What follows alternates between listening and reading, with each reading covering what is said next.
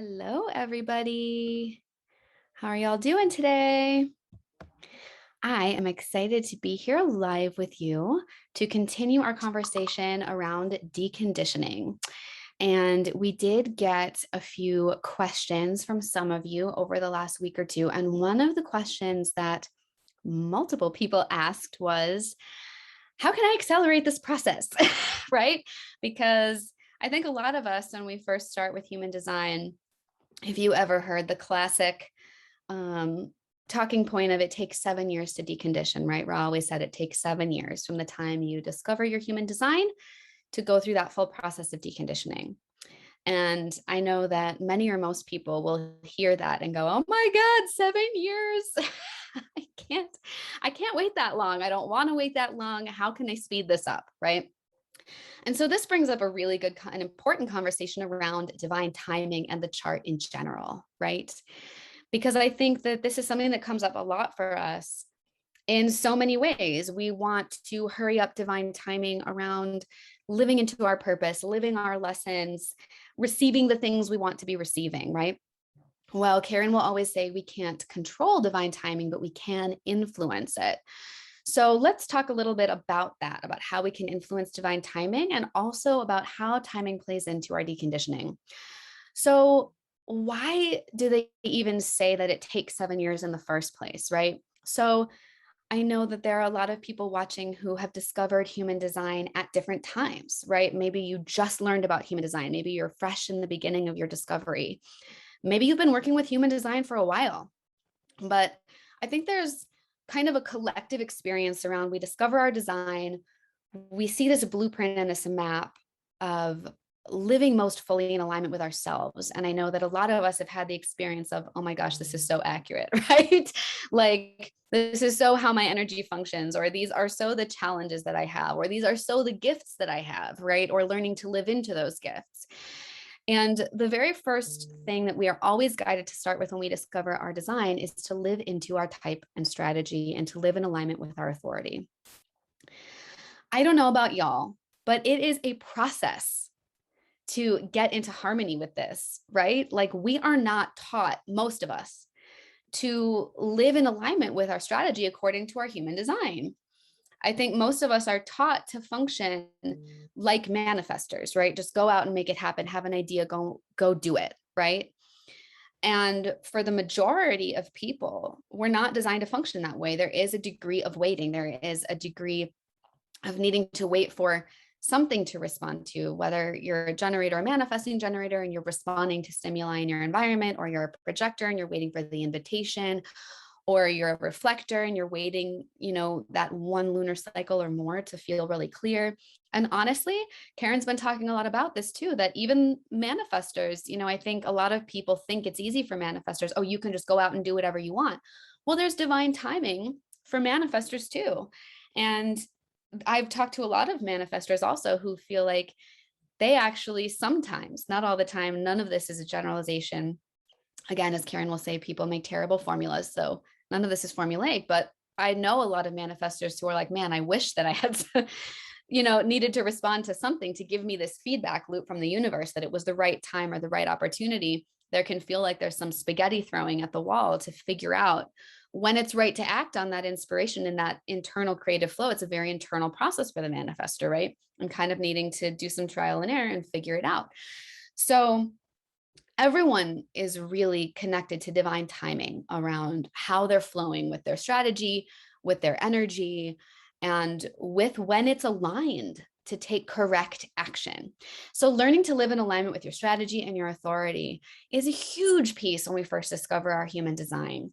I've been working with this for a number of years now, and I still have trouble. I'm a generator type. I still have trouble remembering to respond. I know so many, even Karen will say, as a manifesting generator, she still, after 25 or more years, is like, man, sometimes I just forget to inform, or, and so there is a process for us of deconditioning how we were taught we were supposed to function in society and just push through and do it and forget timing. If you're not living into the life you want, it's because you're not working hard enough. You're not doing enough. You're not right?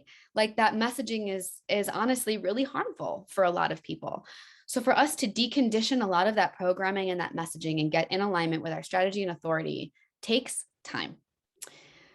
And then on top of that, all the other subtleties around, where are we receiving conditioning from other places through our open centers, our open gates and channels, any of the openness in our chart. And if you watched any of the previous videos about the different types of conditioning, you'll also remember that there are types of conditioning that live off the chart, right? So it takes time. And I think that we just naturally resist that. We're like, we want it and we want it now, and we want to feel better now, and we want to feel aligned now. And it's a really beautiful reminder that life is a process. A while back, Karen was also talking about how she started to tell her children, instead of life is short, seize every moment, right? Life is long. Allow yourself, give yourself the grace of giving yourself time to be on your journey and be in your process and to really integrate each part of it, right? One of my favorite authors, Glennon Doyle, says, I need every bit of the lessons I'm learning today to be the woman I'm going to be called to be tomorrow. And so when you allow yourself to be in your process and to really absorb and integrate the lessons that you are learning now, it allows you to show up as the person you're called to be tomorrow and a week from now and a month from now and a year from now, right? So we can't bypass the timing piece. Now, how do we influence it? Everyone wants this, right? They're like, how do I influence the timing? So divine timing is controlled by the root center in the chart. And I am going to just show you this here. So this is the root center here at the bottom, right? And the root center controls divine timing through a divine pulse. The root center has a unique pulse on and off in accordance with when it is the right time for any given thing. So when the moment is right and when it is time to do something, right? And when it's aligned, the root, if you have any channels connecting, defined up from the root through the emotional solar plexus, any of these three channels here, the root center will send a pulse up through the solar plexus that will tell you through emotional alignment and frequency and clarity that the time is right. When the time is right, the root center will send a pulse through one of these channels, if you have them defined, to the sacral center, that will give you a pulse of doing energy. Okay, it's time to do something. It's time to use my life force and workforce energy to do something now. And if you have these connections, it will trigger your sacral response of the right?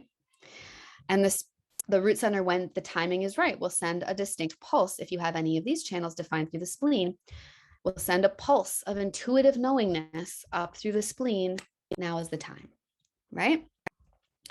So this pulse goes on and off, and partly the dance of divine timing is about learning, A, what that feels like when the pulse is on, and B, learning how to honor that pulse of energy. How do you honor it when that pulse is off and you can say, all right, it's not timing, right time now? How can I, and this is a perfectly aligned message, right? As we've started Mercury retrograde, and Mercury retrograde is starting in the gate 32, which is all about preparing the way, laying the foundation so that when the timing is right, you're ready to act, right? So how do I prepare the foundation and do the things that are going to set me up to be successful when the time is right and when this root pulses on and tells me, now, go, right? And when the pulse is on, how do you know what that feels like? Are you feeling it through this emotional alignment and clarity of, okay, I feel this. I'm feeling emotionally that this time is right. Are you feeling it through the sacral turning on, that sacral response of, Are you feeling it through that intuitive knowingness of the spleen? Do you know what that feels like in your design, right?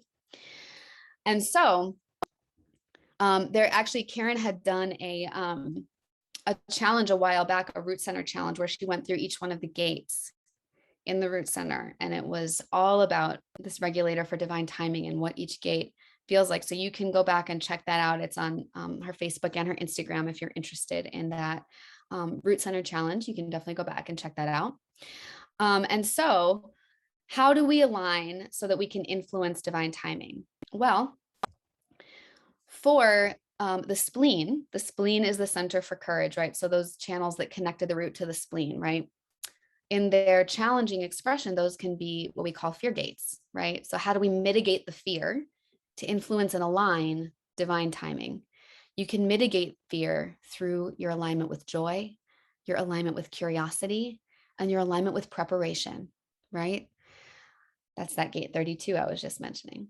Joy, curiosity, and preparation can support you in mitigating that fear and aligning to the high expressions of the spleen so that when the pulse, it'll encourage that pulse on, right? When you're aligned with those energies. If you've got the channels connecting to the emotional solar plexus, you can influence divine timing by aligning to intimacy and connection in your relationships, by aligning to your faith and trust that the universe has your back and that when the time is right, you will know. And aligning with your imagination. Imagination is such an incredibly powerful tool. You'll hear people say, hold the vision, right? Hold the vision. And if you can just hold the vision of how you want to feel, right? That emotional calibration is what influences that magnetic monopole to attract into our life what we're calling in, right? So that's how you can influence divine timing through your emotional alignment. And then through your energetic sustainability through the sacral, how do you influence timing with those channels there? You can influence timing through gratitude, through your ability to complete cycles, and through your focus. When you are focused and when you are able to complete cycles and when you find your gratitude, then you're aligning to the highest frequency of those channels and those energies, and you can influence timing in your favor. So does it have to take 7 years? No. I know some people who are like, I felt aligned with my design within a few years or less, right? And are we constantly surrounded by stimuli that have the potential to act as conditioning? Yes, we are. And do we have the tools to mitigate those influences, those conditioning influences, to stay in alignment with the truth of who we are? And if you haven't yet registered, we are actually hosting, Karen is teaching a free webinar tonight about deconditioning. There's actually 2 times. So the first time is tonight at 7 p.m. Central. And the second time is tomorrow at, I believe it's 11 a.m. Central, if I don't have that wrong. And so I really encourage you, if you haven't registered for that, if you're interested in these topics, we will also be talking about timing. We will be talking about fear. We will be talking about a lot of these topics that you've been hearing.